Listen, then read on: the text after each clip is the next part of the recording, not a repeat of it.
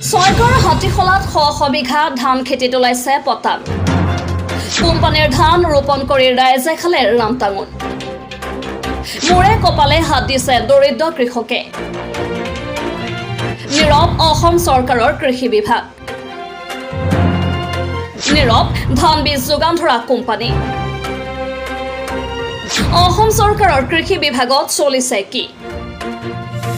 উন্নত মানৰ ধানৰ বীজ একাংশ দোকানীয়ে কৃষকৰ মাজত অধিক দামত বিক্ৰী কৰি সম্প্ৰতি নীৰৱ দৰ্শকৰ ভূমিকা গ্ৰহণ কৰিছে। হাজাৰ হাজাৰ টকা খৰচ কৰি বিঘাই প্ৰতি ৩০-৩৫ মোনকৈ ধান পোৱাৰ সপোন দেখা খেতিয়কসকলে অৱশেষত নিৰাশাত ভুগি মূৰে কপালে হাত দিবলগীয়া হৈছে। এনেধৰণৰ কাৰ্য সংঘটিত হৈছে কামৰূপ জিলাৰ ছয়গাঁও সমষ্টিৰ হাতীখোলা পামত। সন্তুলি ফচলৰ ইয়াতি নামৰ ধানৰ বীজ ৰোপণ কৰি কৃষকে খালে ৰামটাঙোন। প্ৰথম অৱস্থাত ধান ঠিকে আছিল যদিও ধান পকিব ধৰা সময়ত ধানৰ থোক মৰি গৈ ওলাইছে এনেকুৱা পতান।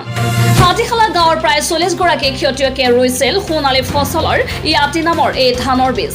যি বীজ হাতীখোলা বজাৰৰ দোকানী আব্দুল ছালামে মালিবাৰীৰ আলম ভাণ্ডাৰৰ দোকানী মেনুৱাৰা খাতুনৰ দোকানৰ পৰা ক্ৰয় কৰি হাতীখোলাৰ খেতিয়কসকলৰ মাজত বিক্ৰী কৰিছে। ধানত এইদৰে পতান ওলোৱাত সৰ্বশ্ৰান্ত হৈ পৰিছে হাতীখোলা গাঁওখনৰ একাংশ খেতিয়ক।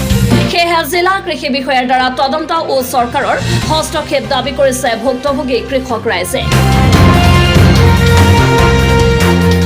সোণালী ফচলৰ ইয়াতি ধান মালিবাৰী পথাৰ আলম হাৰ বাণ্ডাৰৰ পৰা তেখেতৰ দোকানৰ পৰা আমি বিধানখিনি আনি ৰাইজক দিছোঁ। বিধানখিনি এতিয়ালৈকে আগতে ভালেই আছিল, হোৱাৰ পিছত ধান হোৱাৰ পিছত মানে চব মৰি গৈ আছে। ধানটো আনিছোঁ মালিবাৰী আলম হাৰ বাণ্ডাৰৰ পৰা। দোকানীজনৰ নাম আছিল মিনুৱাৰা খাতুন। মোটামুটি ইফালে ১০০ বিঘামান মাটি এনেকুৱা হৈছে। কোম্পানীৰ মানুহে আহি পেলাই চাইছে, তেখেতে কৈছে যে এইবিলাক বিধানৰ কিবা দোষ আছে। তেওঁলোকে কৈছে আমি কিবা এটা কৰিম, এতিয়ালৈকে একো কৰা নাই। এতিয়া আমি আপোনালোকৰ যোগেদি কথাটো এইটো ক'ব বিচাৰোঁ, এই কোম্পানী তথা চৰকাৰৰ ফালৰ পৰা ইয়াৰ ক্ষতিপূৰণটো দিব লাগে। নহ'লে পৰিয়ালটো কি খাব? মৰি যাব নহয় গোটেই বছৰ। বিধান আনিছোঁ দোকানৰ পৰা কিনি আনি বনিছোঁ। সিহঁতে কৈছে ভাল ধান হ'ব, ৪০ মোন ধান হ'ব। ধানটো ঠিকে হৈছে, তলতো গোচাটোও ঠিকে হৈছে। এতিয়া ধানৰ ঠাৰিটো ওলাইছে, ওলাৰ পিছতে মৰি গ'ল। মৰি যে গৈছে, এতিয়া খেতিয়কে কান্দি আছে। গোটেই বছৰটো কি খাব? বিঘাত ৭ মোন ধান হৈছে। এতিয়া আমি কি কৰিম? পৰিয়ালটো কেনেকৈ বাচিম? চৰকাৰক দাবী জনাই আছো, আমাক ক্ষতিপূৰণটো দিব লাগে। দোকানীটো আহিছে লগত আমাৰ আছে, সিহঁতক আমি ধৰিছোঁ। দোকানীজনে কৈছে মই কি কৰিম, সেইটো ক'লেতো নহ'ব, আমি নেৰো।